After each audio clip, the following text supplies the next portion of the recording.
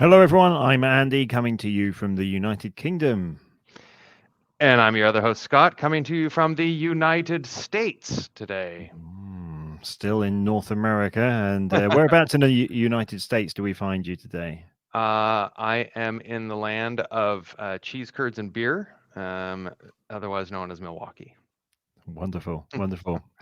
Well, this is the Tea and Timbits podcast, global perspectives on business development to help you prosper.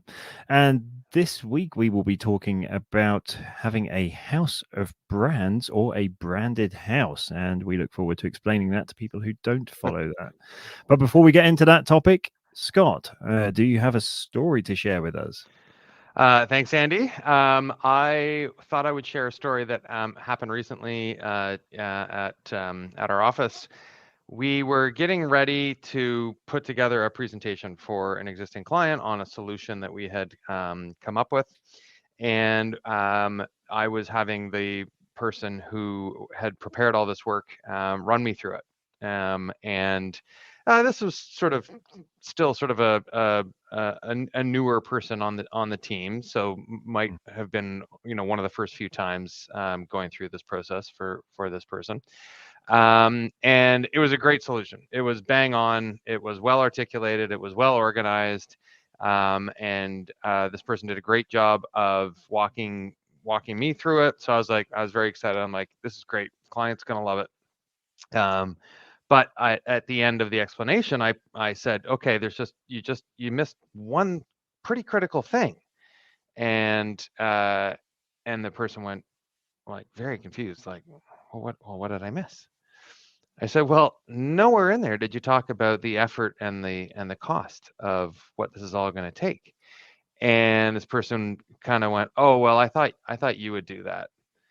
And I said, well, why did you think that? Well, like, well, you're, the senior person, and you're good at talking about money and that kind of thing. And I said, it's just another data point. It is no different than how you've articulated the way this system's going to get built, the way these connections are going to come together, the consideration you've given to whether it should work this way and not that way, and you've come forward with confidence saying, here's what I think you should do, and you don't want to tell them, and by the way, I think it has value, and here's how much it's going to be. And this person was like, okay, yeah, I see that. I'm like, and it's an existing client, so they trust us. So that helps for sure, but I don't think this changes too much when you're in a new client scenario. You're not, if somebody else is going to give you the exact same thing and it comes down to price, then fine. Mm-hmm. But what we've come forward with a service, with a solution, with trust established in this case, and we're being very transparent. We've laid out the whole solution in detail. I said, explain as you go, and this will take this long, and this will take this long, and then at the end of the day, it's going to take this long, and it's going to cost this much. And the client is going to have an open conversation with us about whether or not that makes sense. And it's just another data point. It's the same as asking them, do you want the button over here or do you want the button over there? Should it be pink or should it be blue? Do you want to spend this much money or that much money? Where are you going to get, be able to see the value here? Anyway, that sort of explanation helped. We delivered it to the client, and the client just kind of nodded along and asked a few questions and smiled. And then at the end, we said, okay, and in total, that'll take this long and cost this much. And they just went, okay, great. Mm, exactly. It's surprising how many people are scared of Yeah. bringing up the question of money Yeah. and see that as something that oh well, if I tell them how much it will cost, maybe they'll say no. Well, they still need to know how much it's going to cost at some point. So, Yeah. Yeah. And maybe you they know, will, but they're probably not going to no, kibosh the whole thing or cancel the no, relationship. Like, it's going to be like, oh, that's not worth the investment. I don't think we're going to get value out of that. Is there a leaner way to do it? Oh, well, if we change this or change that or didn't do yeah. this quite as perfectly or whatever. So anyway, just remember, it's another data point. It's just one more factor in the consideration. And if you got a good solution, it all gets weighed in the balance.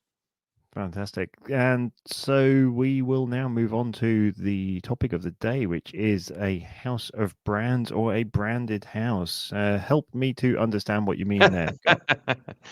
Well, this comes up a lot in my world as well, and the consumer analogy is, Coke and Pepsi have all kinds of different products that they Hmm. produce and sell, and they don't call them all like Coke Ginger Ale or Coke Crush, or I don't know if it's Coke or Pepsi. They don't own those brands. I guess they each have a variant of it, because in the consumer market they're very different things. They're just Great Crush is purchased differently from a person who's buying Coke Zero, and they need it to represent something different and mean something different in the market, and so Yeah. they're different brands. But there are other scenarios where you might want that all to share the same brand, and they just be different flavors. Um, uh, um, uh, Hugo Boss doesn't change the name of the brand they sell the T-shirt under just because it's a T-shirt instead of a suit. Yeah. It still comes forward with all the sort of brand qualities that the main label represents, and it's all clothing, sure. So there's alignment Yeah, there, but and then they have, I think, if you look at something like Hugo Boss, then they have their different range of the red label, black label, green label, there all you that go. kind of stuff. So just to Right. separate it, I don't know. They've just gone through a rebrand now, actually. So I'm not sure if they still do that, but yeah. So in the B2B world, I But think before we get into that, just what is your desired outcome from this discussion today? okay. So thank you. That this comes up a lot, and I think it has a parallel to personal branding that we talked about a couple Hmm. episodes ago, and Hmm. I wanted to kind of bring it back one more time in a different way. I think it kind of overlaps with that, because are you representing just yourself? Are you representing the corporate brand? Is there a blend of the two? We talked about that, but they don't have to stand in contrast. And I think what I'd really like here is for people to just think about which way it's working. So don't try to necessarily blend them if it's not right, but if there needs to be a distinct dividing line between one brand and the next, uh, be intentional about it. Think about what that means. Or if not, then how do they all extend the same brand properly and effectively? And are they actually Yeah. organized that way? Or do they all have the same logo on the box, but really they're so different, they're sold differently, they use a Mm. different, anyway. So I just hope people will kind of think about what's the best way to do it, and are we trying to have we Yeah. thought about this properly, and does it need a rethink? And if it is being done the right way already, is it got all the right considerations? Yeah. It's a it's an interesting discussion topic, actually, and I think it's probably quite clear when you look into the automotive industry, for example, where you've got good example is the Volkswagen Group, Hmm. which has, of course, the VWs and the Skodas and yeah, I suppose maybe the Audi at the bottom end, right? And then you've got your Lamborghinis, Bentleys, and Porsches at the other end, and they're Right, all part of the same group. And then I think they've got Ducati motorcycles as well. But they are all part of Volkswagen Group.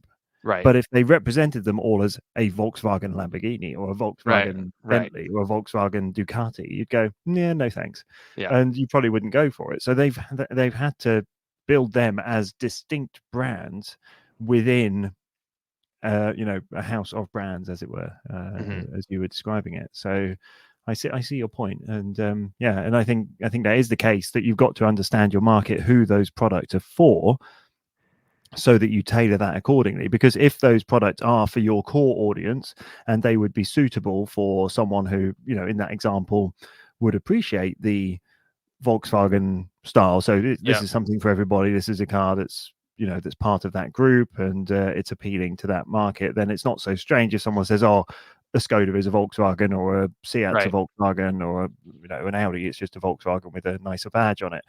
It's not something that is going to detract too far away from that core audience. right. But if you try and appeal to the Bentley audience by telling them, or a Lamborghini audience by telling them, oh, this is just a Volkswagen in a different shell, and we're going to Right. charge you 6 times the price for it, people would go, no, thank you, and Right. go away from it because they want that premium brand and they don't associate Volkswagen with being a premium brand.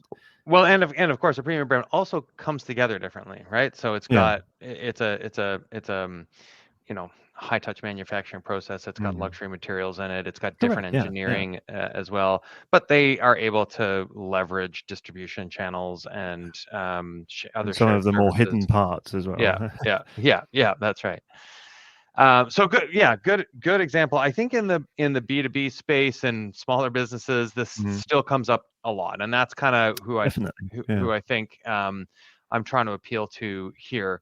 Um, you know, a lot of times there's a difference between the corporate investment group that raises money, manages the asset, and the operating group that Yeah. that provides the service, runs the facility, and hires people to answer the door and things like that. Those are two very different kinds of business postures. You've got more of a retail experience on one side. You've got a B2B investment posture on the other side, and you need to appeal to different people, but it's the same company. Yeah. And so does your retail brand need to come forward in a completely different way, with a different energy, with different messaging and meaning? Or is it important that the same connective thread, the same red thread is going through all of that, so that an investor can see that fun and excitement and perhaps even some thriftiness that is applied to the operations? And is that what appeals to them, as well as the dividend and the return that they're going to get? So you want to convey prudence and responsibility, but you're still saying, and we're delivering this fun retail experience that you have a chance to get involved in.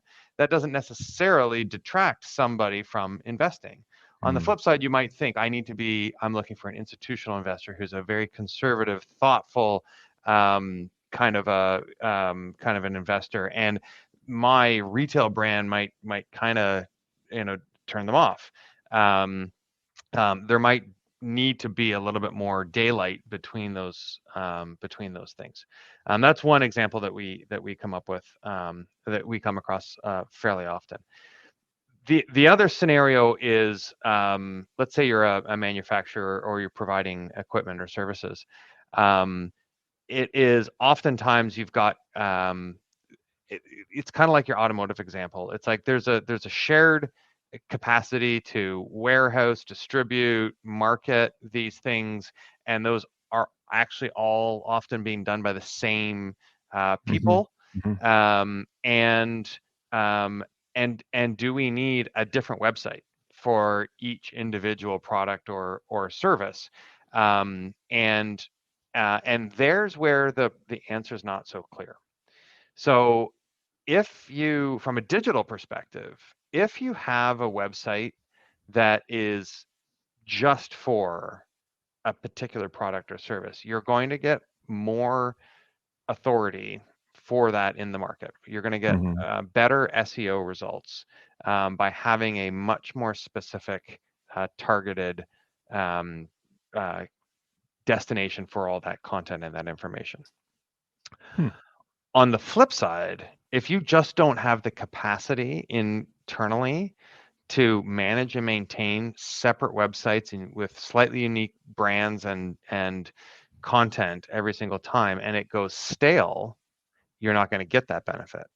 And you're better off to have it all live under one house, under one website that has landing pages for your different brands that can still come through with its own characteristic, that shares the same sort of master logo, and there's some freshness and variation to it across that portfolio.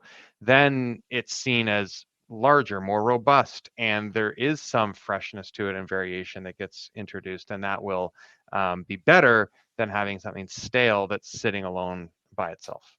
Yeah, I think when you have a brand that has product and services that all sort of tie in with each other, but are, so let's say you're a manufacturer of equipment that's relevant for the farming industry, but you said, you want to target people with combine harvesters, you want to target people with, fertilizing equipment.